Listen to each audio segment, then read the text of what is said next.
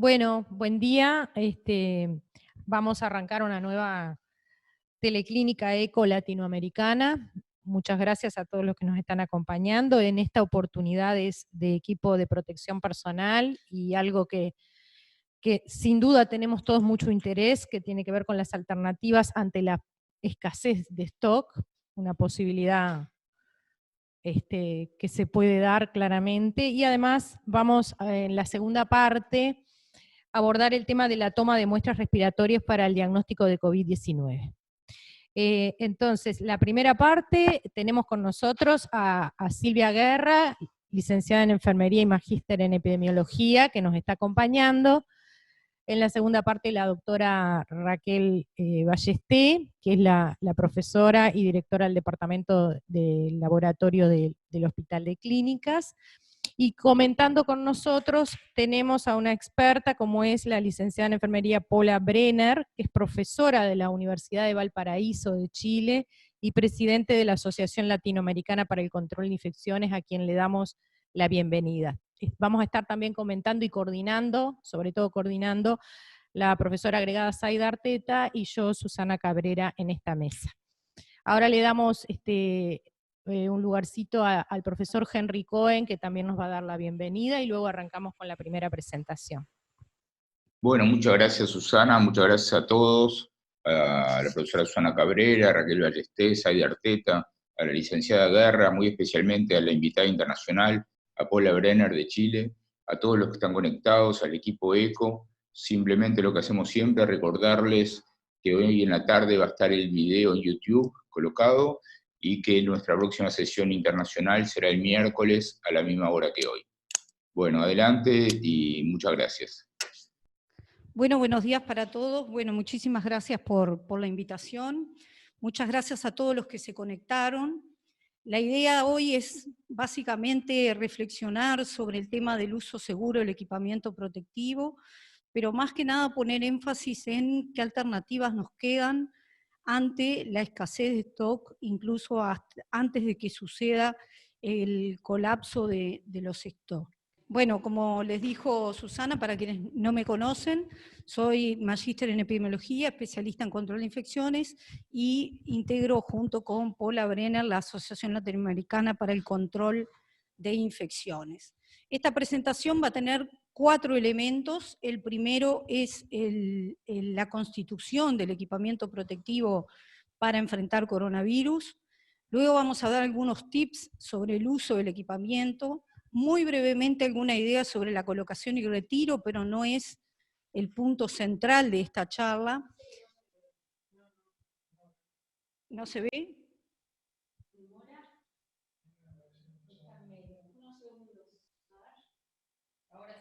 Bien. Perfecto. Bueno, como les decía entonces, estos serán los 4 puntos sobre los que vamos a basar la presentación. Una de las cosas más importantes con respecto a este tema es que los problemas de desabastecimiento son globales y que exigen un compromiso institucional, pero también, y muy importante, un compromiso individual. Hoy por hoy, lo que hoy hagamos va a determinar el futuro con respecto a la disponibilidad o no del uso de equipamiento. Si actuamos con pánico, si actuamos no basados en la evidencia, si tomamos todos los pacientes como infectados y gastamos hoy el equipamiento en una situación como Uruguay, donde la dispersión comunitaria por ahora se ha limitado a grupos muy especiales, no hay una diseminación masiva, no hay una prevalencia y un contagio sostenido en la comunidad, el uso universal de medidas solo va a llevar a que nuestros stocks colapsen y tengamos realmente problemas serios cuando realmente tengamos que enfrentar la ocurrencia de la enfermedad y la concurrencia de los hospitales por parte de los pacientes. Entonces, el mensaje más importante es un uso racional, un uso basado en los riesgos. Y si hacemos un uso racional, posiblemente podamos evitar las prácticas de emergencia que hacen parte del final de esta presentación o de la segunda parte de esta presentación. Con respecto a los elementos del equipamiento protectivo, una de las cosas que la gente más dudas tiene es con respecto a la protección de nuestra boca y nariz. Básicamente tenemos dos alternativas para utilizar: la máscara quirúrgica y el respirador N95. El respirador N95, si proviene de Estados Unidos, va a venir con un certificado NIOSH que va a cumplir un requisito determinado. La máscara quirúrgica se caracteriza porque es resistente a fluidos. Quiere decir que si alguien tose o habla y despide gotitas, va a ser la máscara quirúrgica una barrera que va a impedir que esas gotitas toquen mis mucosas, ¿sí?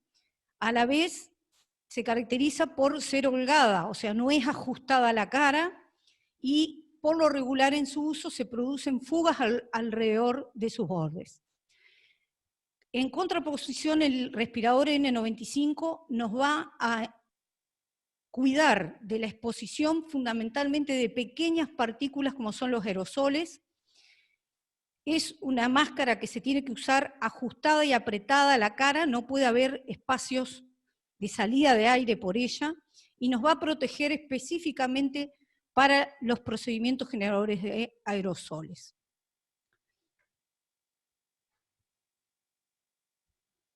¿Qué pasa que no pasa? No, ahí. Entonces, ¿cuándo tenemos que descartar? La máscara quirúrgica se descarta después de cada encuentro con el paciente, habitualmente se mojan fácilmente y tienen poca durabilidad.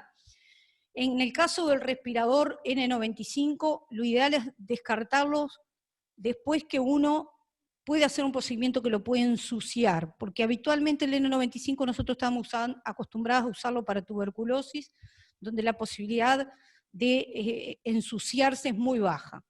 Ahora, esto es una situación ideal que todos sabemos que no podemos cumplir. Ahora, cuando un respirador se daña o se deforma, que ya no tenemos un sello de él contra nuestra cara, cuando se moja, cuando se ensucia, cuando se contamina con fluidos, lo tenemos que descartar. No hay un tiempo fijo conocido que alguien pueda decirle, ustedes lo pueden usar un día, 2 días o 3 días. ¿Por qué? Porque va a depender del tiempo que ustedes lo puedan tener colocado, de cuánto lo pueden mojar o no con sus secreciones, y además de cuánta exposición desde el entorno puede tener este respirador durante el uso.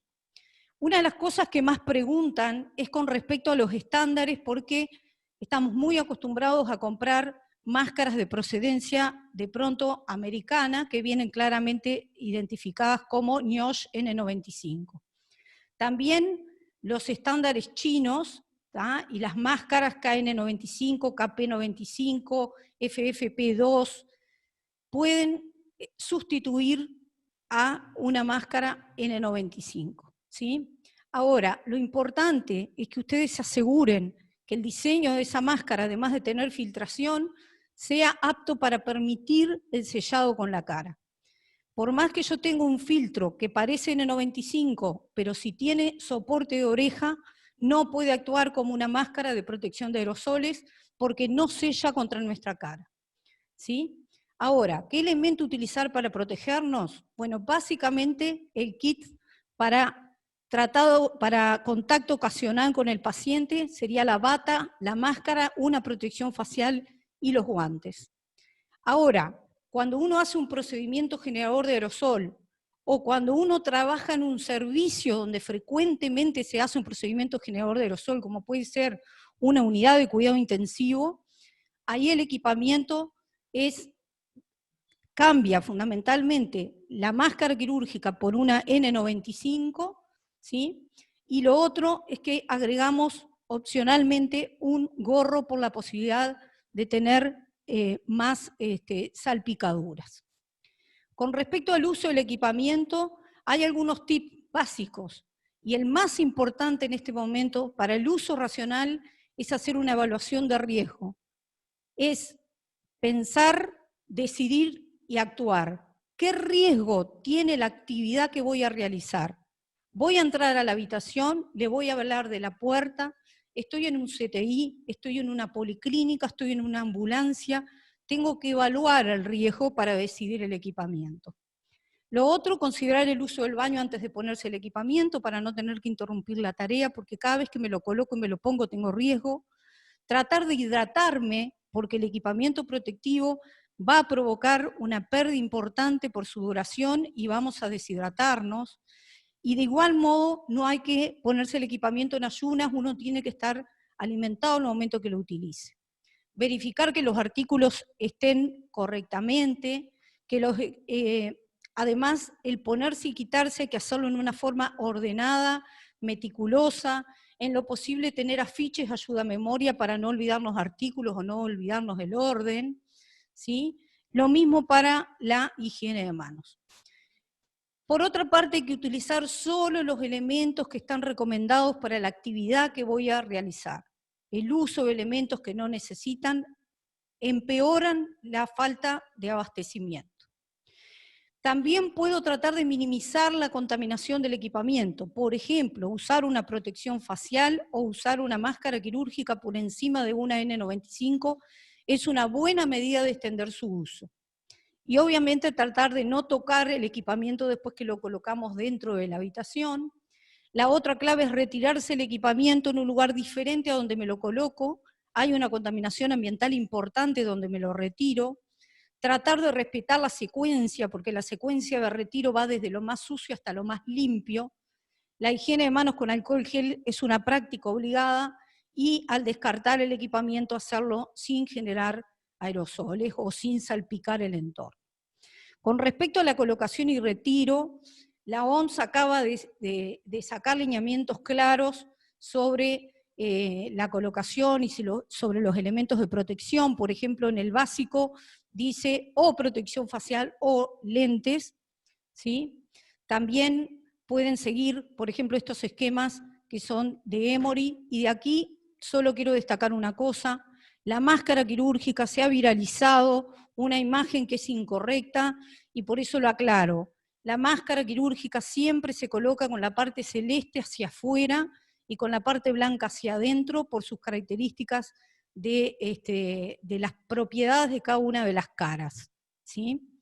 Y con respecto a la N95, si yo no hago un test de sellado, no veo si me da bien la prueba de inhalación o de exhalación, posiblemente va a funcionar como una máscara quirúrgica y no va a funcionar como una N95. Con respecto al retiro, la propuesta de OMS últimamente plantea el uso del retiro del guante primero y la bata después y un solo par de guantes. Yo creo que uno puede recomendar esto, pero posiblemente la gente no lo va a aceptar. La gente generalmente prefiere 2 pares de guantes y el que atendió al paciente tirarlo y después recién con el otro par procederá al retiro del equipamiento, como muestra el esquema que les estoy mostrando aquí, donde uno atiende al paciente, tira el primer par de guantes y después con el segundo par y la bata los retira juntos y hace el retiro en los pasos que siguen. Prácticas recomendadas: no mantener una máscara sobre el brazo, no guardarlas en el bolsillo, no ponerla en nuestro cuello, no tocarla en la parte de adelante porque es el lugar que se contamina. Y básicamente, si estuvimos atendiendo a un paciente con una máscara y luego respiramos con la misma enfrente a un compañero, podemos estarle expulsando contaminantes. Finalmente, si ustedes quieren más información con respecto al equipamiento, hay una conferencia colgada en YouTube en la cual yo detallo muy especialmente este tema, pero no es el objetivo de esta charla. Ahora veamos qué pasa ante la escasez o la carencia de algunos elementos de equipamiento protectivo. Una de las cosas que nos pueden faltar son las batas. Es muy importante que hagamos un seguimiento diario del stock, saber si nuestra cadena de suministros está cumpliendo y ver cuál es la tasa de utilización y si tenemos que tomar medidas correctivas o no. Considerar el uso de la telemedicina, usar barreras físicas como mamparas de vidrio o de acrílico que eviten que el trabajador tenga que utilizar una máscara quirúrgica. Restringir la entrada a las habitaciones de personas que no están involucradas en la atención directa del paciente. Por ejemplo, las nutricionistas pueden entregarle la comida a las enfermeras y las enfermeras pueden esperar o pueden tratar de que sus actividades coincidan con las comidas del paciente para poder hacer menos entradas a la habitación, ¿sí? Y también restringir los visitantes a las áreas del hospital. Fundamentalmente pacientes en aislamiento no deberían de tener acompañante, porque no podemos estar gastando el equipamiento protectivo en la familia. También hay que tener cuidado con el parto, con la gente que viene en el pico de la epidemia, donde uno está con los stocks en rojo, no puede permitirse seguir entregando equipamiento a familias o acompañantes. También se puede posponer o reprogramar o cancelar procedimientos que no sean urgentes, y por otra medida que se puede hacer es reforzar los servicios de lavandería y costurería para crear batas impermeables o para crear equipamiento protectivo reutilizable a nivel del hospital. Otra alternativa es el uso extendido de las batas de aislamiento, pero esto tiene que ser hecho por control del Comité de Infecciones, que la gente comprenda que el utilizar una bata en distintos pacientes tiene que ver con que lo único que tengan esos dos pacientes sea COVID y no otra bacteria u otra infección, y esto se reserva para cuando realmente no hay casi batas en el hospital. También algunas personas tienen stock de overall, de monos de la época de ébola que quedaron ahí en las instituciones y no se utilizaron. Pueden echar mano a ellos para los procedimientos generadores de aerosoles o para actividades en cuidado intensivo, y también si tienen algunas batas quirúrgicas que estén vencidas la esterilidad, las pueden utilizar para la atención de estos pacientes. Obviamente que cuando ya no hay batas disponibles, cualquier prenda que pueda protegernos va a servir, pero esperemos no llegar a esos extremos y poder trabajar adecuadamente. Esto que les traje aquí es un estudio publicado recién por el CDC con respecto a factores de riesgo de trabajadores con COVID y sin COVID, y ustedes miran, y ahí lo que señala es que cuanto más tiempo permanecen las personas dentro de la habitación del paciente, más chance tienen de ser trabajadores infectados con COVID. O sea que la no permanencia demasiado tiempo dentro de la habitación es un factor además protectivo, no solo el equipamiento protectivo. Hay dos grandes campos de cómo hacer que la N95 no funcione. Una es el uso prolongado o extendido, que implica el uso continuo durante varias horas, en el cual tengo encuentros sucesivos con un paciente, y esto tiene menos riesgo para el trabajador en el sentido de que cada vez que nos sacamos y nos ponemos, nos estamos poniendo en riesgo. Al dejarnos el equipamiento puesto 3 horas seguidas o 4 horas seguidas, no estamos corriendo ese riesgo. La reutilización implica sacarme y ponerme sucesivamente el equipamiento, y esto, como les dije, está catalogado como de más riesgo por la contaminación que provoca el retiro. ¿Cómo se entiende el uso extendido o el uso prolongado? Hacemos la asistencia en la habitación del paciente, nos quitamos la bata, los guantes y salimos con la protección aérea colocada. ¿Qué quiere decir? No me retiro la máscara, no me retiro las gafas o la protección facial y salgo de la habitación. Hago higiene de manos, verifico que los implementos de protección de la cabeza estén limpios, y si es así, me coloco una nueva bata, un par de guantes nuevos y ingreso en la habitación del siguiente paciente, y eso es hacer un uso extendido básicamente de la N95 y de las protecciones de arriba, ¿no? De la cara. Ahora, no hay una condición excluyente. Un hospital puede combinar ambos, utilizar ambos y decidir según la situación del hospital, si tienen una cohorte o no tienen, y según la cantidad de pacientes que están atendiendo. Ahora, lo ideal sería priorizar el uso extendido sobre la reutilización, básicamente por el riesgo, como les dije, al ponerse y quitarse, también por fallas mecánicas. Si yo tengo una N95 y esa tira la estoy estirando constantemente 5 o 6 veces por día para quitármela, va a ser más probable que esas correas se rompan o pierdan fuerza y la máscara me deje de funcionar. También hay otros riesgos, las molestias, fundamentalmente el calor y el aumento del esfuerzo respiratorio, también pérdidas de ajuste que pueden hacer que la gente tienda a reacomodárselo, y daños o lesiones de piel, que realmente esto son muy importantes, y por eso se dice que idealmente tendrían que haber 2 equipos, un equipo de personas que trabaje 3 horas y sea asistido por gentes que están fuera del área roja, y luego cuando estas personas ya llevan mucho tiempo con el equipamiento, salen y entra el otro equipo otras 3 horas, esa sería una forma. Ahora, basta entrar a las redes sociales para ver cómo realmente la gente presenta lesiones importantes por el uso de gafas demasiado apretadas o protecciones faciales demasiado apretadas, y esto el trabajador tiene que entender que si bien tiene que ajustarnos a la cara, no nos tiene que lesionar. Obviamente que si tenemos equipos de mala calidad, que no lo podemos ajustar adecuadamente, que tienen un elástico que nos aprieta, etcétera, etcétera, va a ser bastante complicado. Yo lo que les recomiendo, este lunes a la hora 13, ahí les dejo el link, va a hablar una enfermera especialista en cuidados de la piel, que quizás puedan escucharla con respecto a la integridad cutánea y el uso de equipamiento protectivo. Otros riesgos asociados con el uso implican que tenemos que inspeccionar adecuadamente el respirador antes de volverlo a usar, que requiere también considerar su durabilidad.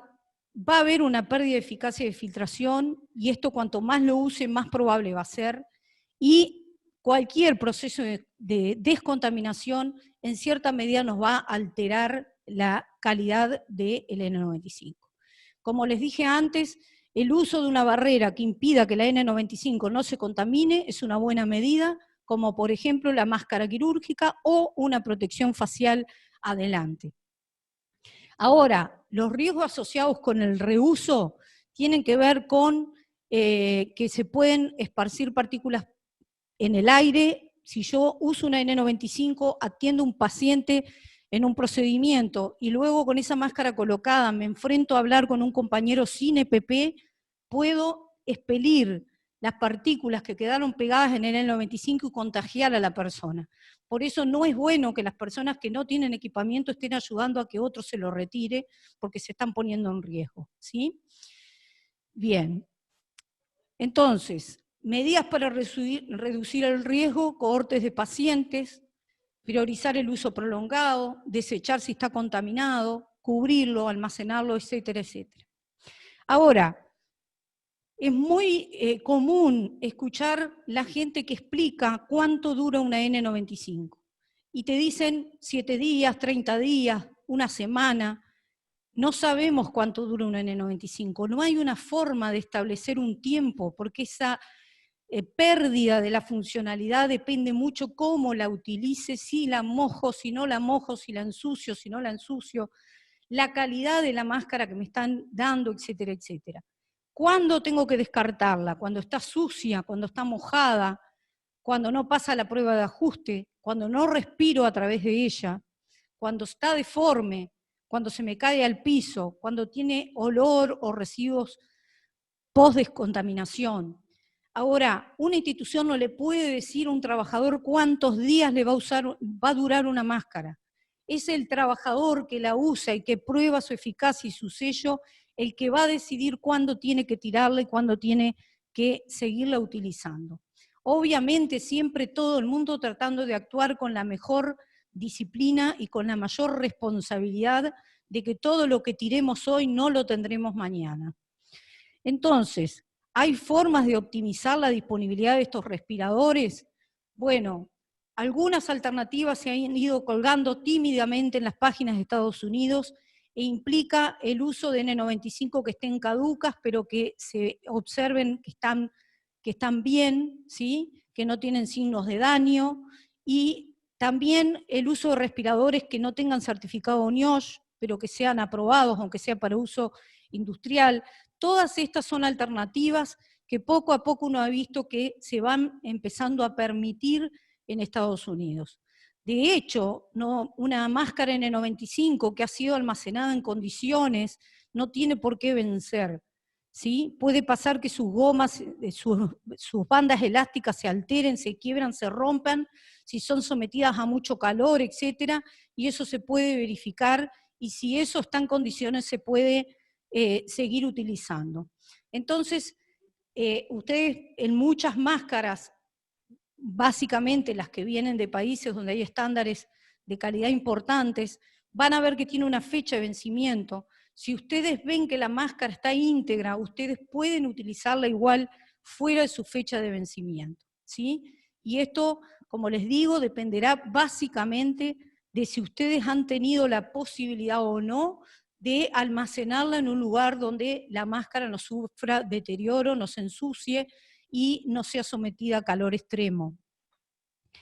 La última alternativa para la preservación de las máscaras N95 sería la descontaminación, y estas autorizaciones de descontaminación que yo he actualizado en esta presentación hasta el día de ayer, tienen que ser comprendidas como situaciones de emergencia por la pandemia de coronavirus y no son ofrecidas como permanentes, sino como soluciones de emergencia.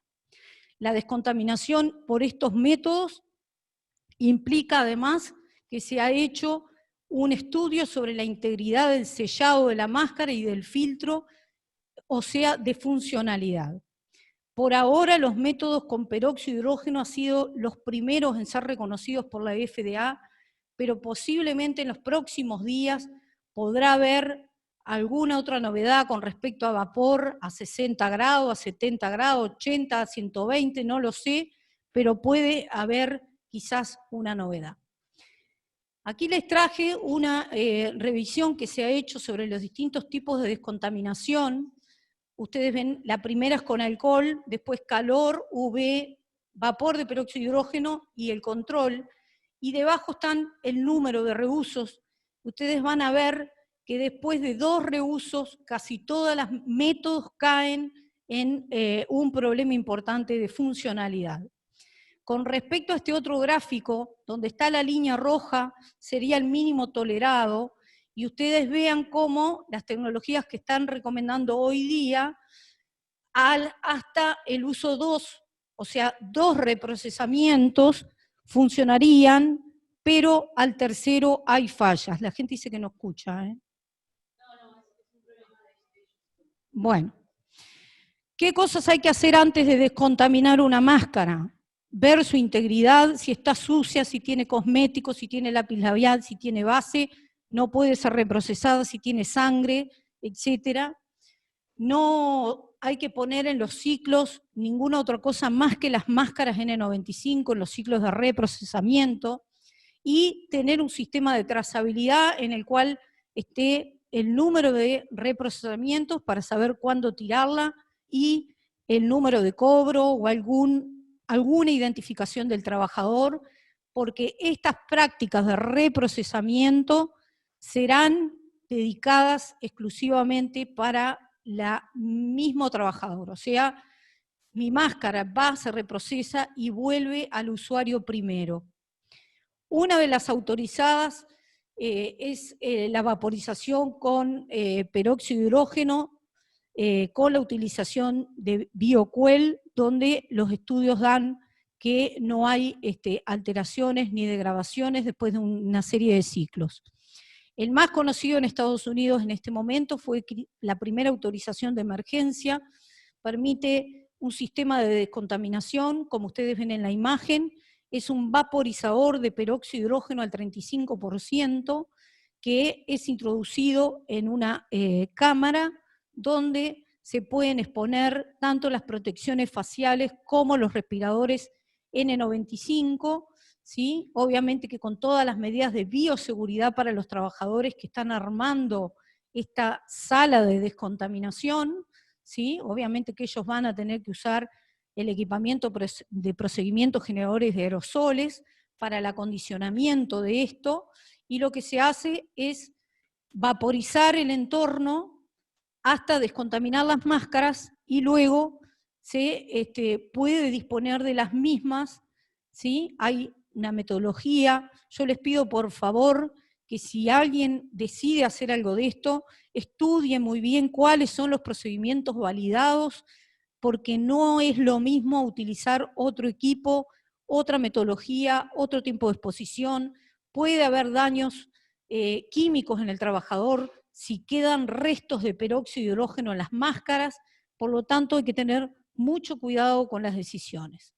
Este es el resumen de este sistema que están usando en Estados Unidos, con unidades móviles en las cuales las instalan en los estados, y allí dentro de esa cámara se hace la descontaminación de las máscaras N95, que son retornadas a la misma persona después de reprocesada.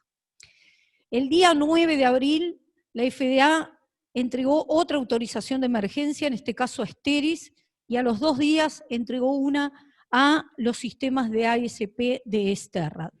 En el caso de Steris, todos los sistemas de esterilización de baja temperatura por vapor de peróxido de hidrógeno de esta compañía descontaminan los respiradores con un ciclo que es para instrumentos sin lúmenes de 28 minutos.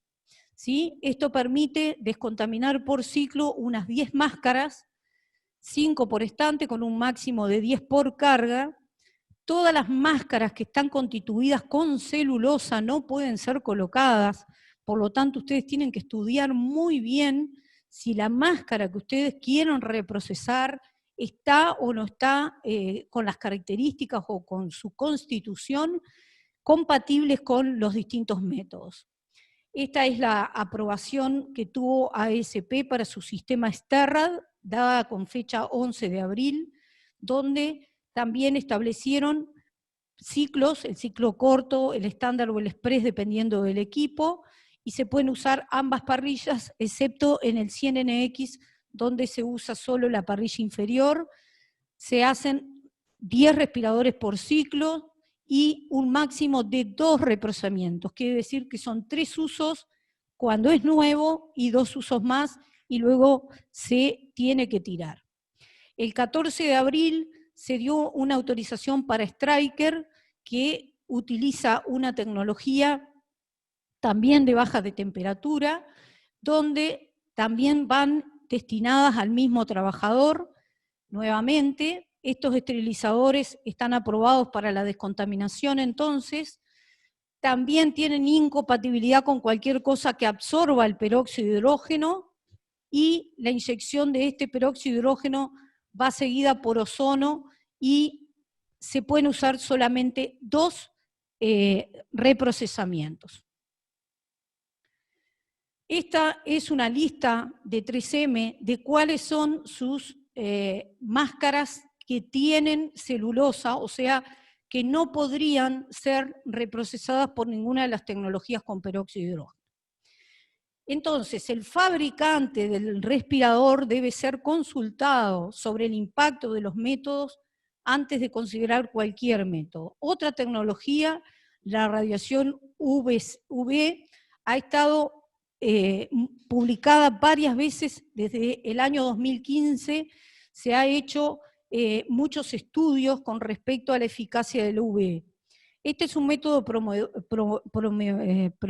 prometedor, pero el gran problema que tenemos acá es que no se puede inventar, porque dosis y tiempo son determinantes junto con la distancia desde la irradiación hasta el objeto, y si nos pasamos de irradiación los achicharramos, y si ponemos demasiado poco puede quedar contaminado. Entonces, esto hay que tener mucho cuidado, hay que seguir estrictamente los protocolos de dosificación, distancia y tiempo de exposición. Aquí ustedes ven como 4 máscaras diferentes sometidas a las mismas dosis decrecen en forma diferente su funcionalidad. Entonces, tampoco es tomar el ejemplo de un estudio hecho sobre una máscara y quererlo extrapolar a todas las máscaras que tenemos disponibles en el país. Entonces, el uso de VC, que ha sido muy bien detallado y publicado por Nebraska y que ha sido una referencia para todos nosotros, tiene una metodología, tiene una distancia, tiene una dosis y tiene un tiempo que, si queremos seguir ese protocolo, tenemos que cumplirlo estrictamente igual, sin crear o sin inventar alternativas. Hay otros métodos que aún no han sido listados por la FDA hasta hoy, pero que podrían ser listados en el futuro. Por ejemplo, hay un estudio en el cual se procesaron 2 modelos de máscaras de 3M, la máscara de modelo rígido, que no superó las pruebas, y luego se hizo con esta máscara que muchos de ustedes cuando están en su empaque la ven que es chata, ¿sí? Pero una de las cosas que advierten es que el hecho de que no salga deformada no quiere decir que siga funcionando en forma completa. O sea que parte de las cosas publicadas insisten en que el resultado del reprocesamiento depende mucho de la calidad y del tipo de máscara y que no es extrapolable a todas. Hay experiencia en Holanda del uso de un único ciclo de vapor de agua a 121 grados con ese límite máximo de someter. Ahora, ¿qué opina ECRI? Bueno, que la esterilización a 121 requeriría unos 10 minutos y que el vapor, si bien está muy disponible en todos los hospitales, podría dañar la fibra de los filtros y comprometer el rendimiento, por lo cual cualquier decisión tiene que ser acompañada de una validación del fabricante de la N95. Con respecto a la propuesta en Alemania, descontaminación con calor seco, a baja temperatura, entre 65 y 70 grados por un periodo de 30 minutos, 2 descontaminaciones máximo y siempre vuelve la máscara al mismo usuario. ¿Qué opina 3M, principal fabricante de muchas de las tecnologías? No recomienda el óxido de etileno, no recomienda la radiación ionizante, no recomienda el microondas y por el momento, y lo pone así, por el momento, el uso de esterilización por vapor a alta temperatura no lo recomienda. Si bien es cierto que en la última publicación que hizo hace unos días, plantea un método de calor húmedo con bolsas de autosellado, estamos hablando de una temperatura de 65 a 70 grados, con una humedad entre 50 y 80%, 30 minutos, y por lo que están diciendo lo estarían validando y solo faltaría la aprobación de la FDA que quizás se dé muy pronto. ¿Hay riesgos para la descontaminación de las N95? Claro, tenemos riesgos como falta de la eficacia de filtración, como transmisibilidad, transpirabilidad reducida, o sea que empecemos a tener problemas para respirar, que puedan fallar las correas, que el ajuste no sea adecuado y que los respiradores puedan no haber sido correctamente descontaminados. Entonces tenemos que preparar el hospital para esto. Bueno, tendríamos que tener un plan B por si tenemos que llegar a estos extremos, y para eso tenemos que ver cómo va a ser nuestro sistema de recolección, cómo vamos a documentar los ciclos, cómo vamos a explicarle a la gente qué significa una máscara descontaminada, también qué va a pasar con su posterior reutilización, ¿sí? No son intercambiables, como les dije, van siempre al mismo usuario, no hay que superar las descontaminaciones permitidas, por lo tanto señalar cada vez que las hacemos es muy importante. Y por otra parte, hay que ver dónde vamos a almacenar las sucias, por cuánto tiempo, en qué condiciones, cómo vamos a hacer el empaque. Hay demasiadas cosas para definir y que hay que protocolizarlo en equipo entre la central, las enfermeras del cohorte, el comité de infecciones, entre otros. Hacer una inspección visual para detectar daños, y si uno recibe una N95 reprocesada, tiene que tratar de no tocar el interior del respirador, usar guantes limpios, inspeccionarla y verificar que todos sus componentes estén bien y que no haya un problema de calidad.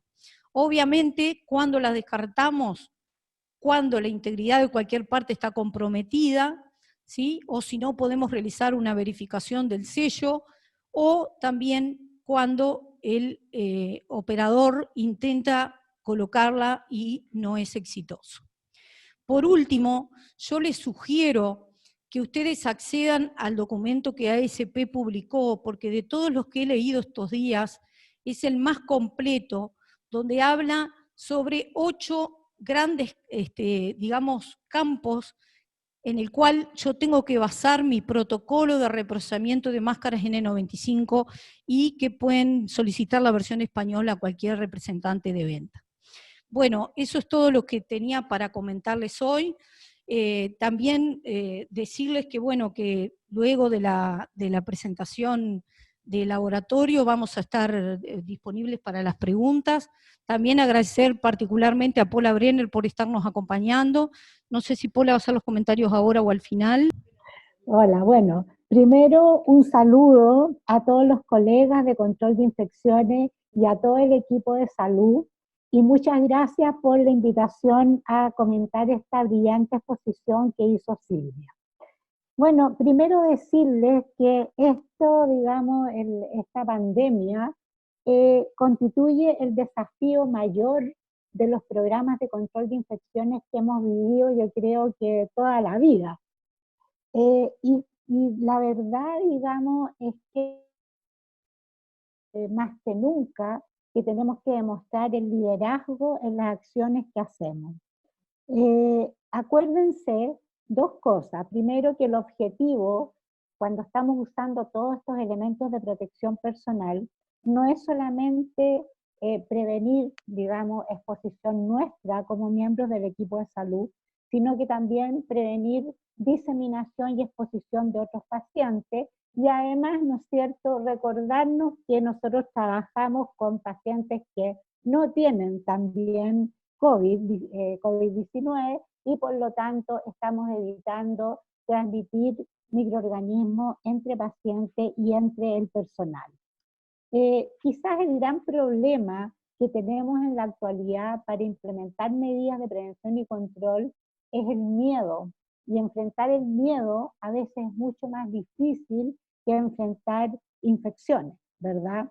O que enfrentar la prevención de infecciones, porque la irracionalidad a prácticas inadecuadas, a prácticas exageradas y no basadas claramente en evidencia.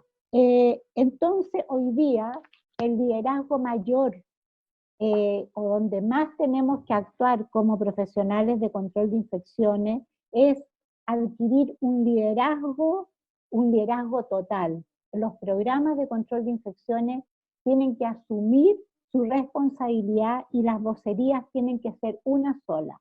Hoy día no tenemos tiempo para controversia, por lo tanto las indicaciones tienen que ser claras, tienen que provenir de una sola parte, y las autoridades locales deben, ¿verdad?, de todas maneras, darle autoridad a los programas de control de infecciones para dirigir los elementos de protección personal y dirigir todas las acciones, porque cuando tenemos controversia llegamos a tristes decisiones individuales y por supuesto a falta de equipos de protección personal. Entonces, lo primero frente a escasez de equipos de protección personal es priorizar su uso. Hoy día, digamos, hemos vivido tristes experiencias, yo me imagino que en todos los países es lo mismo, de uso inadecuado de elementos de protección personal. Yo recuerdo al inicio de esta pandemia que a mí me tocó salir, digamos, del país y volver, y en el aeropuerto toda la gente está usando mascarilla o barbijo N95, por supuesto, colgando del cuello o simple para el lado, ¿verdad? Y yo siempre les cuento, digamos, a mis amigos y a mis colegas, los alumnos, que incluso las personas que están en el transvip, digamos, en el transfer, están con mascarilla N95. Entonces, bueno, claramente no nos puede pasar, ¿verdad?, que utilicemos mal los elementos de protección personal. Y en el fondo, digamos, significa que los comités de infecciones, los programas de control de infecciones, tienen que dirigir los elementos de protección personal donde se necesitan. Y claramente donde realmente tiene, digamos, impacto, que es, ¿no es cierto?, la mascarilla N95 en procedimientos generadores de aerosoles y la mascarilla quirúrgica en procedimientos, digamos, de rutina en la práctica de atención de pacientes. Después, lo otro que quería comentar es que cuando estamos hablando de escasez de elementos de protección personal, básicamente nos tenemos que concentrar en barbijo, porque ahí es donde más escasez ha habido, y por lo tanto son los elementos que primero debemos priorizar su uso, ¿verdad? Y usarlos como corresponde, y cuando corresponde, ¿ya? Quiero hacer una pequeña observación respecto a los buzos o mamelucos. Ciertamente, si es que no tenemos batas, que yo creo que no es la realidad en general, digamos, podemos echar mano a lo que tengamos. Pero claramente el uso de mameluco, yo diría que tenemos que tener cuidado con él, porque tal como los que trabajamos en la época de ébola, nos recordamos, digamos, que el entrenamiento para su uso es difícil, y usarlo y digamos, su uso es súper complicado. Por lo tanto, entrenar al personal en el uso de mameluco es difícil y probablemente sea un mayor riesgo. Así que prioricemos el uso de batas impermeables digamos, en los procedimientos de generación de aerosoles, y batas comunes en la atención común de pacientes. Otras medidas como los túneles de sanitización o elementos como eso realmente no han tenido ningún impacto, y no los implementemos. Las alfombras impermeables a la entrada de los establecimientos, el uso de cubre calzado, tampoco realmente tienen mayor, digamos, mayor impacto en la reducción de la transmisión de COVID-19. Otra de las cosas que les quiero comentar es no olvidarse de la protección ocular. Si usamos solamente barbijo, aunque sea N95, y dejamos los ojos afuera, en realidad esto va a significar que tengamos igual riesgo de transmisión, porque las generaciones de aerosoles entran también, ¿no es cierto?, los microorganismos por la vía ocular. Por lo tanto, además, ¿verdad?, de la mascarilla N95 o mascarilla quirúrgica, si estamos frente a un procedimiento probable o potencial de generación de aerosoles, tenemos que también usar, ¿verdad?, gafas y protección ocular, y no nos olvidemos de eso. Ahora, los visores nos van a dar una protección adicional, y eso sí se pueden lavar y reutilizar, digamos, sin problema. Ahora, por último, quiero comentar respecto a la reutilización de mascarillas N95. Si es que lo tenemos que hacer, dejémosla como última alternativa, ¿ya? Porque realmente la reutilización de barbijo, mascarilla N95, es cara para empezar, es difícil, y en general, digamos, nadie, digamos, puede garantizar que tengan la misma eficacia.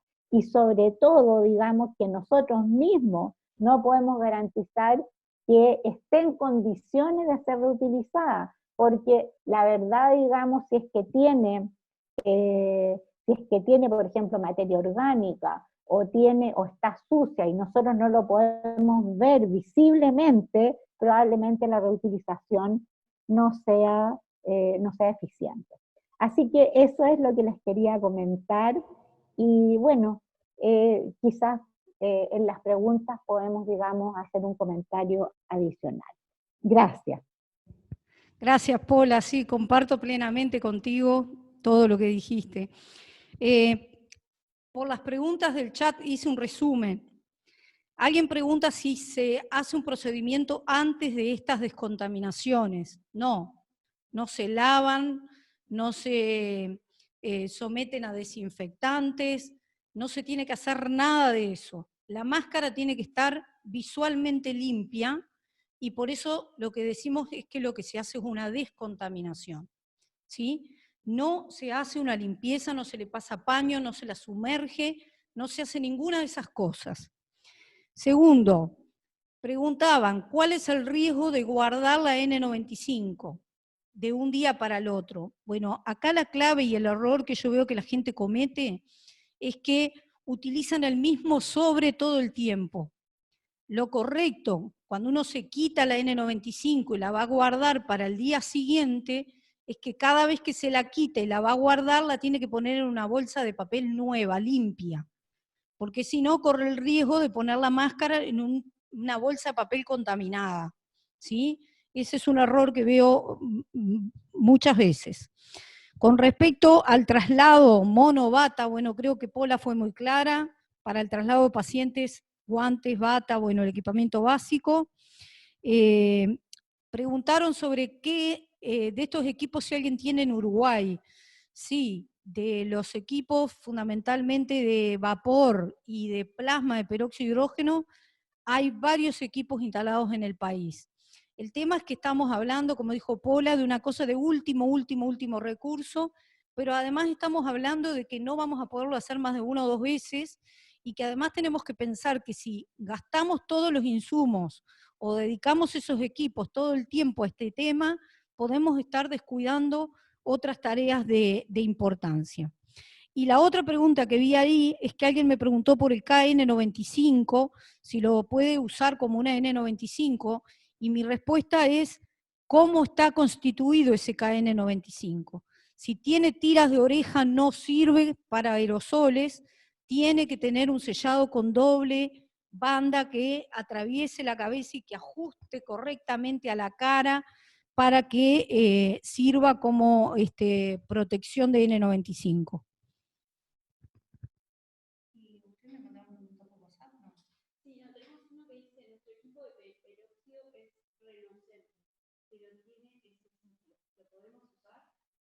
Bueno, sí, es una persona que tiene la tecnología, pero no sabe si puede utilizarlo.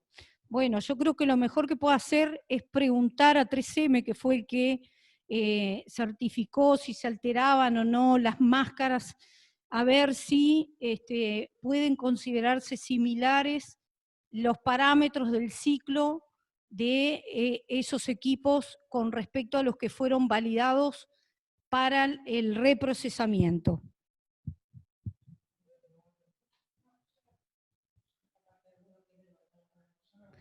Acá alguien pregunta si hay que cambiar el equipamiento protectivo en el caso de que la habitación no esté bien ventilada.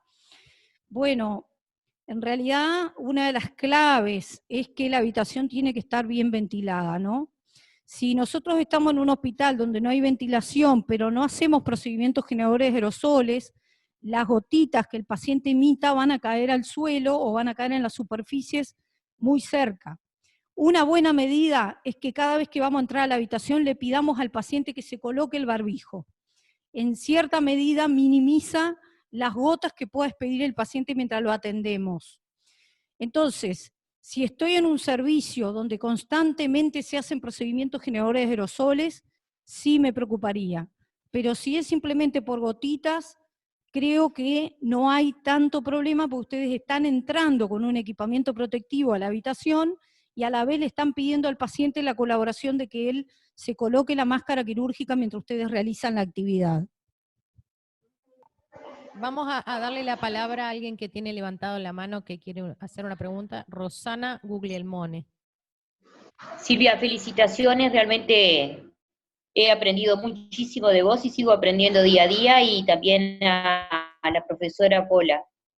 Realmente quiero preguntarles lo siguiente, nuestra institución no es un sanatorio de corte COVID para todos los pacientes. Se ha programado únicamente para el ingreso de las pacientes obstétricas, que hasta ahora no hemos tenido ningún caso. Lo que tengo es una desigualdad de opiniones entre los médicos que opinan que hay que usar tapaboca de forma permanente y nosotros que tendemos a pensar que usarlo solamente, como me plantean ustedes, ante una dificultad respiratoria o índices de que nos puedan dar alguna sospecha de que estamos frente a un paciente COVID. Quiero saber si estoy en lo correcto, en primer lugar. Y en segundo lugar, al director se le ocurrió la idea de utilizar unas máscaras de acetato con un tapaboca de telas por debajo porque el personal tenía miedo y para darle una seguridad extra, a lo cual me pareció que no era necesario en este momento porque realmente, aparte de que tenemos muy baja cantidad de pacientes porque se han suspendido todas las intervenciones quirúrgicas y este sanatorio es de atención quirúrgica. Quería saber si estoy bien en esa línea de pensamiento o qué sugerencia me pueden dar ustedes. Muchas gracias. Bueno, muchas gracias, Roxana. No, mira, el tema es así. El uso universal de máscaras, si no se acompaña de prácticas de higiene de manos correctas y si no se acompaña de otras medidas, no va a servir. ¿Qué está pasando? Nosotros podemos tener un trabajador contaminado, infectado, asintomático, que puede dejar un piso entero de contactos que se tienen que ir a su casa.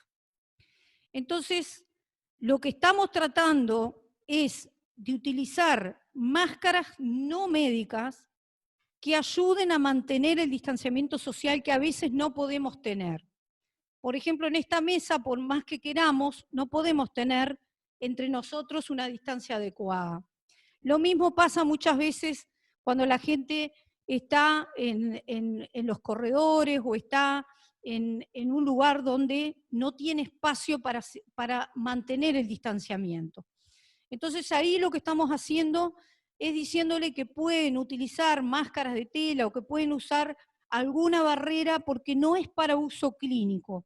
Estamos tratando de minimizar la dispersión de las secreciones de las personas que están en un contacto muy estrecho. En ese caso, como te digo, si no va acompañado de otras prácticas como lavarme las manos y tener buenas costumbres, posiblemente no va a servir para nada. Pero va a ser mejor que nada. Esto se parece mucho a la recomendación que hicieron ahora para la comunidad. ¿Sí? No es lo mismo ir sentado al lado del ómnibus una persona que puede estar infectado y yo tener una máscara que no tener nada. ¿Entendemos? Esa es un poco la idea. Y también te digo que todas las decisiones dependen mucho de la situación epidemiológica. Si tú no tenés ningún caso en tu ciudad, no tiene mucho sentido que en tu hospital tengan el uso universal de máscaras, aunque sean máscaras para distanciamiento social. Ahora, si ustedes tienen circulación del virus, obviamente que van a tener que maximizar sus esfuerzos para bloquear esto. No sé, Pola, si tú querés también dar un poco tu opinión con respecto a este tema, porque sé que podés opinar con respecto a esto.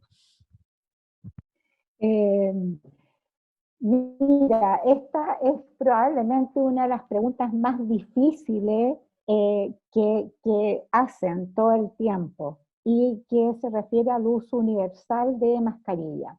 Acá, digamos, en mi país, al principio se recomendó usar barbijo solamente para atender pacientes y no el uso universal de mascarilla ni siquiera en los establecimientos de salud.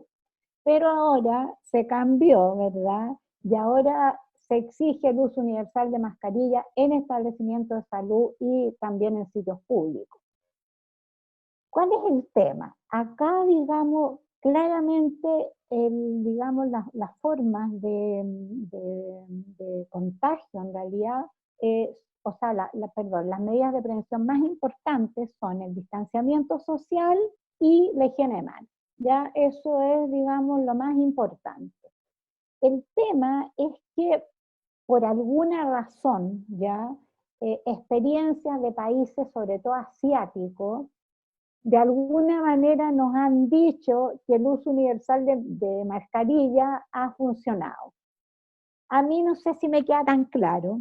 Sin embargo, yo estoy de acuerdo con Silvia, que depende mucho de la situación epidemiológica y que evidentemente si tú estás en un establecimiento pequeño donde tú puedes, ¿verdad?, manejar bien el distanciamiento social o donde no han habido casos anteriormente, en donde tú puedes educar al equipo de salud, donde las personas realmente entiendan lo que es la higiene de manos, etcétera, probablemente el uso universal de mascarilla no sería necesario, ¿ya? Pero esa situación es ideal, o sea, en general no se da. Por lo tanto, si es que hay circulación de virus, como decía Silvia, no sé si te va a ayudar o no, pero probablemente usar un tapaboca precario a lo mejor es mejor que nada. Lo único que sí hay que, o sea, habría que dejar todo lo que es N95 y lo que es quirúrgico para cuando se requiera. Esa medida es muy controvertida. Yo, en verdad, yo misma no sé qué recomendar, ¿ya? Y no me queda claro el uso universal de mascarillas, ni se va a servir o no. Probablemente en sitios públicos y mucha aglomeración sí, pero no sé si en los establecimientos de salud, si uno maneja bien la distancia, ayuda mucho. Y como les dije anteriormente, solamente la mascarilla, sin higiene de mano y sin protección ocular, tampoco sirve mucho. A lo mejor, digamos, sería mucho más racional que personas que tuvieran sintomatología respiratoria, que ustedes saben que el contagio más grande se da en pacientes sintomáticos. Por lo tanto, si hay síntomas respiratorios, hacer un buen triage, probablemente hacer test, digamos, a contacto y tener un manejo más epidemiológico va a servir más que lo otro. Pero esta cosa es como que la gente lo pide y la gente se siente segura usando barbijo en forma universal. Eso es mi comentario en realidad. Muchas gracias, Pola. Vamos a ir cortando por aquí esta parte porque tenemos a la profesora Raquel Ballesté. Quiero simplemente decirles, hay muchas preguntas de uso de equipamiento de protección personal. Hay una presentación en la página ECO de una presentación previa de Silvia. Por favor, consulten esa presentación porque allí creo que están casi todas las respuestas. Y esta también va a quedar en la página para que la puedan consultar. Así que ahora le damos el paso a la profesora Raquel Ballesté. Bueno, vamos a abordar un poquito la toma de muestras respiratorias para el diagnóstico de COVID.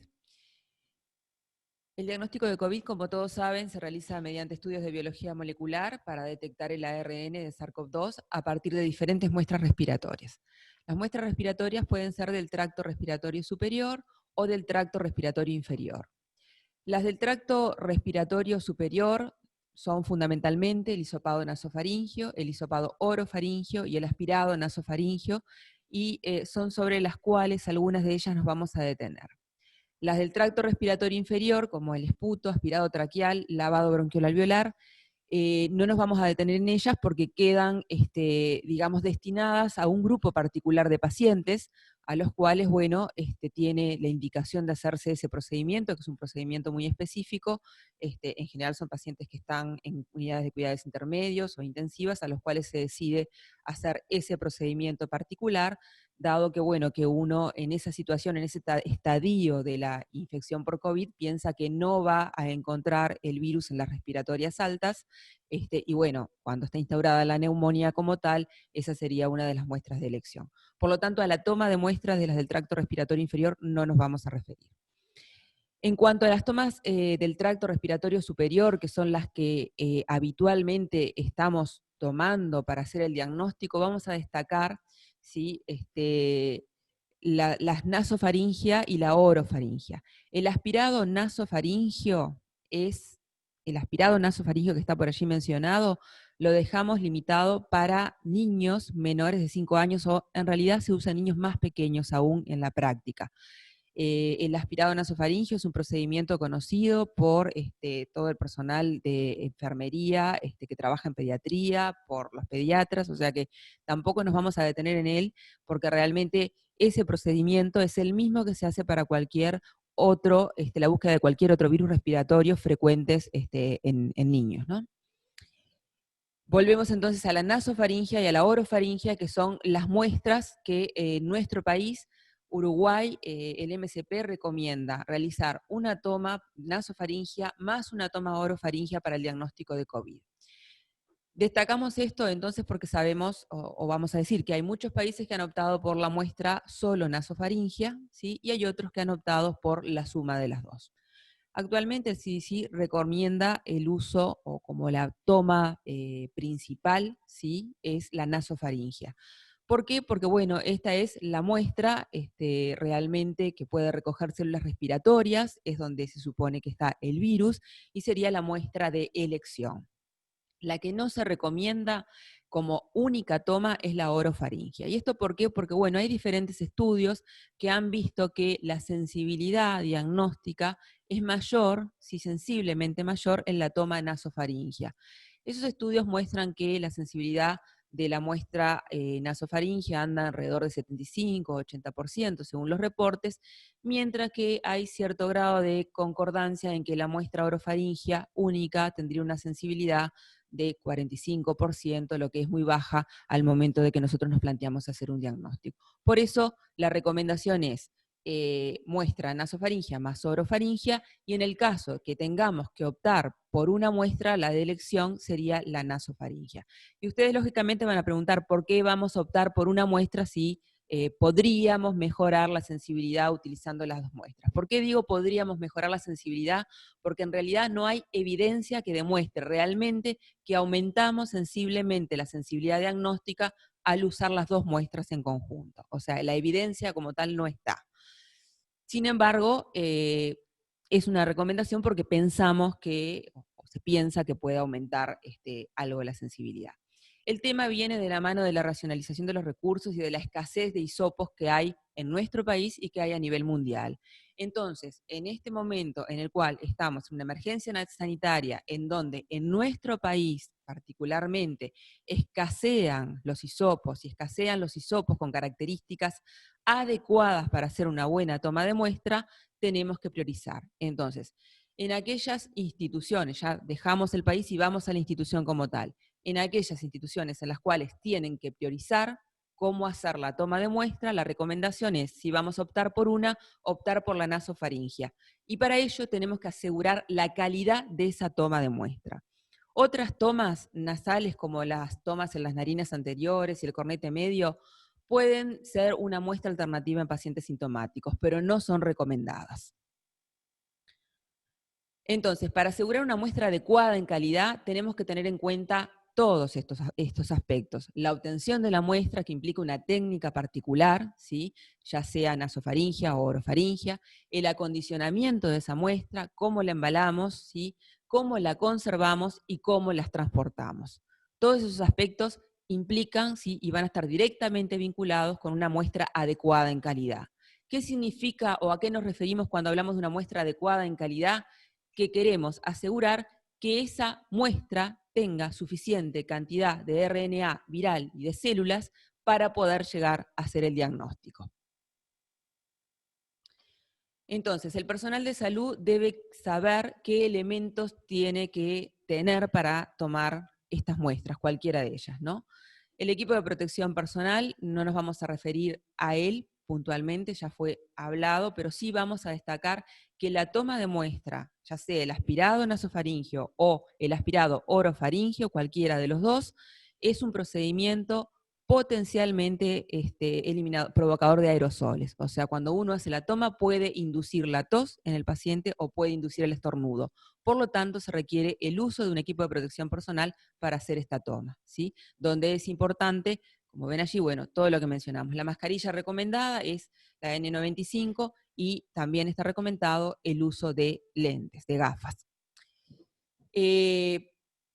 La solicitud con los datos del paciente. Esto parece menor, pero tenemos que tener claro que cuando vamos a hacer la toma de muestra tenemos que tener los datos del paciente, de alguna forma. Verán cómo es, si es con papel, si es una solicitud electrónica, pero tenemos que tener los datos del paciente para poder rotular correctamente el tubo. Tenemos que tener el tubo con medio de transporte, tenemos que tener material para rotular el tubo, tenemos que tener una gradilla o un contenedor para apoyar la muestra, tenemos que tener la bolsa de seguridad, tenemos que tener el recipiente para el descarte de residuos contaminados. Es decir, tenemos que asegurarnos de tener todos los elementos necesarios para poder hacer la toma de muestra, ¿sí?, sin contaminar al resto, ¿sí?, o al lugar, y trabajar adecuadamente con el equipo de protección personal. En cuanto a los hisopos, vamos a destacar que deben usarse solo hisopos de fibra sintética con ejes de plástico. No está recomendado el uso de hisopos de alginato de calcio o hisopos con ejes de madera. O sea, el hisopo con eje de madera y el hisopo de algodón pueden contener sustancias que inhiben las pruebas de PCR, y es por eso que no están recomendados. Además de que para hacer la toma nasofaringea, el hisopo tiene que ser flexible, lo suficientemente largo, como para poder hacer el recorrido anatómico para hacer la toma nasofaringea. En cuanto a los tubos con medios de transporte, vamos a destacar que lo ideal es el medio de transporte viral. ¿Por qué? Porque este medio de transporte viral asegura la estabilidad de la muestra durante 72 horas. ¿Eso qué significa? Que yo me aseguro que en mi muestra, si obtuve células y RNA del virus, lo voy a poder tomar y lo voy a poder obtener. Como también comenzó a escasear el medio de transporte, ¿sí? Y esto escasea a nivel mundial, tenemos dos opciones, ¿sí? Está la pauta del CDC, que establece cómo preparar el medio de transporte. Aquellos lugares que deciden preparar medio de transporte tienen que validarlo, o sea, tienen que ver y comprobar con muestras positivas que tiene una buena recuperación, y tienen que hacerlo en forma simultánea, con un medio de transporte, digamos, comercial, y el medio de transporte a estudiar. Si no, la otra opción es colocar la toma en suero fisiológico estéril, donde sabemos que la estabilidad de la muestra es menor, alrededor de 24 horas, y estos son aspectos que tenemos que tener en cuenta cuando tomamos una muestra, dependiendo del lugar y a dónde la tengamos que derivar, o en definitiva, a dónde la estemos procesando. Pero el suero fisiológico también ha sido aprobado por el CDC como un medio de transporte válido para estas muestras. Con respecto a el hisopado nasofaringio. Acá, como el nombre lo dice, el hisopado es nasofaringio, no es un hisopado nasal. Hay que llegar a la faringe. Para eso hay que introducir el hisopo flexible con un movimiento lento, no se ve el cursor, con un movimiento lento y constante a lo largo del piso de la nariz, hasta que hace como un primer tope, ¿sí? Se debe colocar no hacia arriba, sino hacia atrás, hasta que haya alcanzado la nasofaringe posterior. Ahí hay un pequeño tope, ¿sí?, que vamos a sentir. En ese momento se debe colocar el dedo en la punta de la nariz del paciente, presionar ligeramente, y una vez que se encuentra resistencia, el hisopo debe pasar a la faringe con relativa facilidad. Allí se debe girar el hisopo varias veces para luego retirarlo.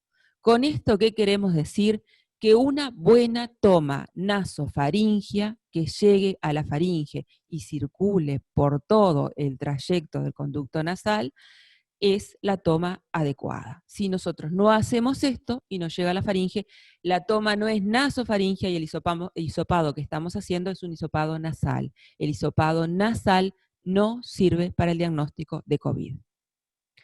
Acá vemos entonces un hisopo de los flexibles, donde vemos claramente cómo debe hacerse la toma, ¿sí? Luego hay dos técnicas, una es colocar el hisopo y empujar más bien de forma horizontal hacia atrás, y otra técnica es colocar el hisopo en dirección a las fosas nasales, y luego cuando se encuentra el primer tope, que en general es en algún cornete, horizontalizar el hisopo. Lo que está claro es que es completamente incorrecto lo que se ve abajo y a la derecha. Eso es una toma de fosas nasales y no nasofaringea. Si hacemos una toma de tracto respiratorio superior, el hisopado orofaringeo es bastante más sencillo. Se toma la muestra con un nuevo hisopo estéril, con la ayuda del depresor de un bajalengua, se puede apretar con firmeza la pared posterior de la lengua, y se toma con el hisopo la muestra sobre la pared posterior de la faringe. Y se debe tener cuidado de no tocar la úvula, ¿sí?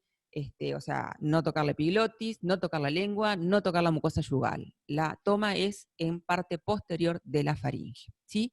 En el caso que hayamos hecho las dos tomas, ¿sí?, los dos hisopos se colocan en el mismo medio de transporte, ¿sí?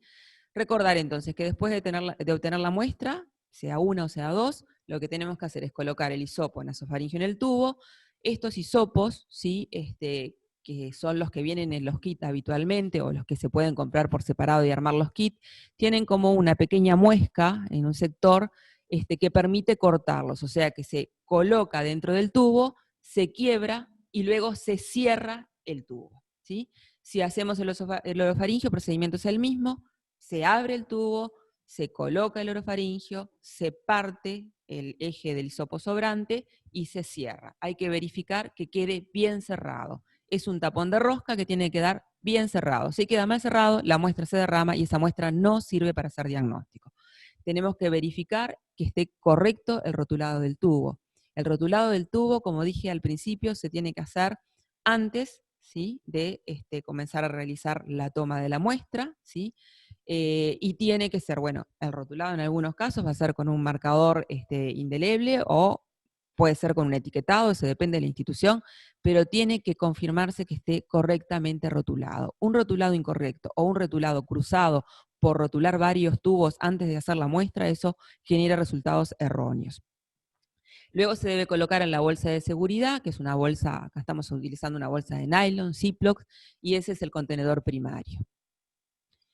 El acondicionamiento de la muestra posterior, bueno, las recomendaciones hablan de un triple envase, debe colocarse el contenedor primario en un recipiente rígido, que es el contenedor secundario, y se recomienda que contenga material absorbente suficiente como para poder absorber en el caso que exista derrame.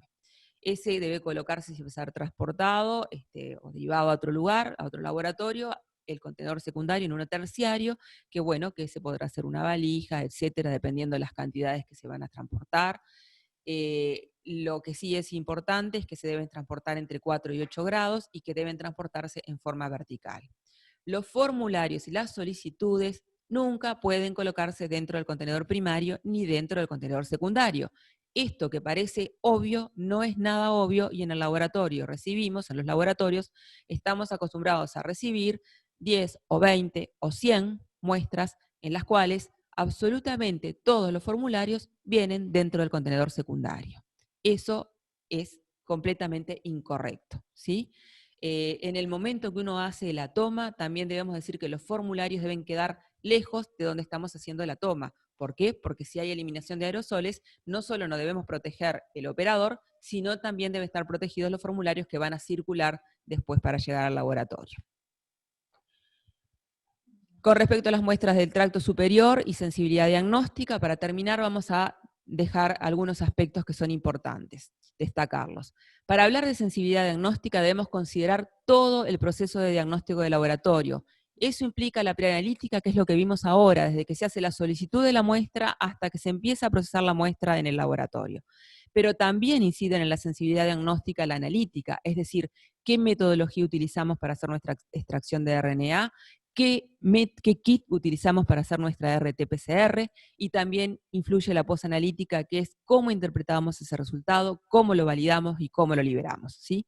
Si no tenemos en cuenta toda esta parte del proceso, no podemos hablar de sensibilidad diagnóstica. Entonces, ojo, porque cuando decimos la sensibilidad diagnóstica de una muestra respiratoria nasofaringia versus una orofaringia, tenemos que haber controlado todas estas otras variables.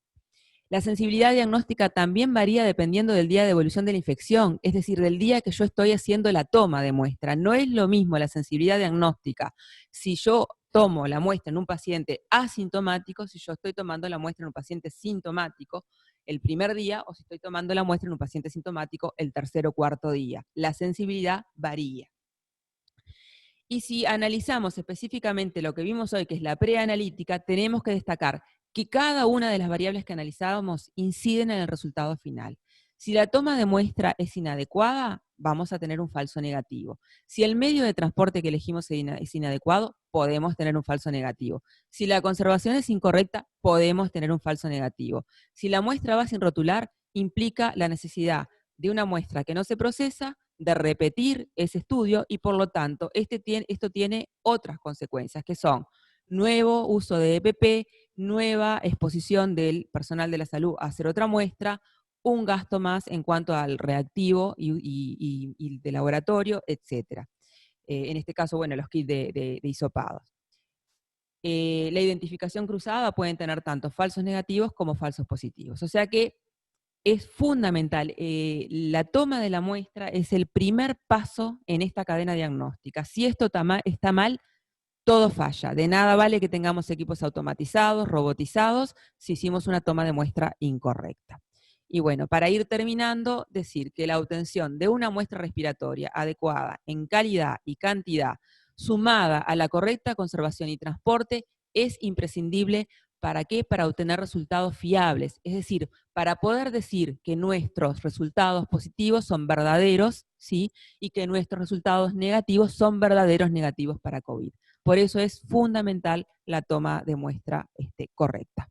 Bueno, tenemos dos preguntas en el chat para la profesora Ballesté. La primera es con respecto a la toma de la muestra en niños mayores o menores de 5 y de 2 años. Preguntan si puede realizarse el hisopado en los mayores de 2 años, o si puede haber variaciones con respecto a las recomendaciones en cuanto a la edad y a la, vamos a decir, comodidad en la toma de la muestra y eso. Y la segunda, que también está relacionada porque habla para pediatría, pero en realidad lo podemos también hacer extensivo a adultos, ¿no? Y es que parece no les quedó claro si el medio de transporte va cuando es un aspirado un aspirado traqueal o un aspirado nasofaringeo, o si solamente es cuando ponemos un hisopo. Esas son las dos preguntas. bueno, con respecto al aspirado nasofaringeo recomendado en niños, bueno, hay un tema de practicidad en la toma, ¿sí? Si el niño es muy pequeño, digo, está claro que en niños muy pequeños es muy difícil hacer un hisopado nasofaringeo correcto y la recomendación es el aspirado nasofaringeo. El tema es dónde hacemos el corte. Si el corte lo hacemos, las recomendaciones dicen en menores de 5 años es el procedimiento que está reservado. Ahora, si nosotros podemos hacer un buen aspirado nasofaringeo en un niño de 2 años, se hace y funciona bien. Por lo tanto, digo, la limitante es más que nada por las posibilidades de realizar la toma en niños pequeños y no tanto por el rendimiento desde el punto de vista diagnóstico. No sé si queda claro.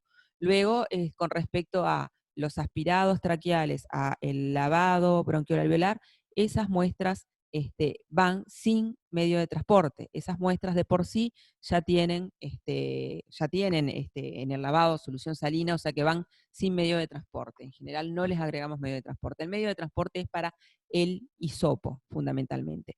En el aspirado nasofaringeo que se hace en niños también puede ir sin medio de transporte porque se utiliza solución salina para hacer ese aspirado. Por lo tanto, con 1 centímetro o 2 centímetros que nos envíen o de aspirado nasofaringeo o de lavado bronquiolo-alveolar o de aspirado traqueal, es suficiente para que podamos procesar la muestra y no es necesario agregarle el medio de transporte, porque ahí estaríamos diluyendo. Fíjense que si el medio de transporte que usamos es suero fisiológico, lo que estamos haciendo es diluir la muestra de un lavado que ya tiene suero fisiológico o de un aspirado. O sea que el medio de transporte es imprescindible para cuando hacemos hisopado. Sí, está claro. Vamos a habilitar, nos estamos quedando sin tiempo, vamos a habilitar la pregunta de Anaí Moñi. Que Hola, ¿qué tal? Hola.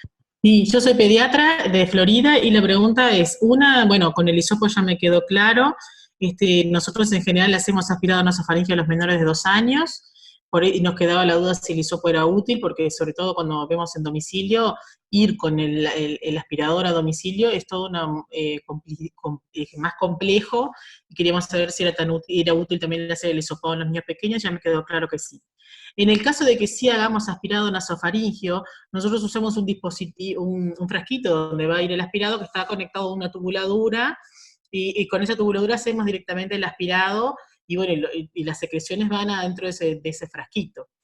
Pero por supuesto, muchas veces, y en general, las secreciones quedan en la tubuladura, por lo cual la enfermería aspira suero fisiológico, aunque haya puesto suero salino en la nariz al principio, antes de aspirar. Luego del aspirado nasofaringeo, aspiran un poco de suero fisiológico para que esas secreciones corran por la tubuladura y entren al frasquito. Y ahí nos queda la duda si no quedaría muy diluido, si en vez de aspirar suero fisiológico deberíamos aspirar este preparado que viene para llevar el vehículo especial para virus, o cómo deberíamos hacer, porque tampoco es fácil medir 1 centímetro exacto de suero fisiológico para lavar la tubuladura y que todas las secreciones lleguen al frasquito. No sé si quedó clara la pregunta. Sí, yo creo que cuanto menos manipulación, mejor. O sea que el tratar de introducir medio de transporte, no parece ser lo más adecuado. O sea, es preferible utilizar el suero fisiológico y, bueno, y transportar directamente el suero fisiológico. La medida no es exacta, o sea, tampoco es que tengan que ser 2 mililitros o 1,5. En general, con 1 mililitro o con un poco menos se puede trabajar bien esa muestra, y repito, lo ideal es no diluir más la muestra con medio de transporte. Si el tema es, bueno, si esa muestra va a ser transportada desde algún lugar en el cual va a demorar más de 24 horas, entonces, bueno, ahí sí puede ser necesario colocar ese aspirado en medio de transporte. Pero bueno, sería la única indicación. Bueno, se nos terminó el tiempo. Le queremos agradecer a la licenciada Silvia Guerra, a la profesora Ballestea, a la licenciada Paula Brenner, que nos acompañó desde lejos.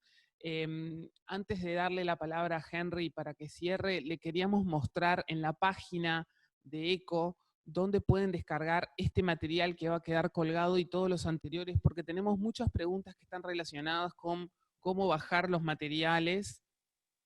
Ahí lo están viendo, supongo, creo que lo están viendo.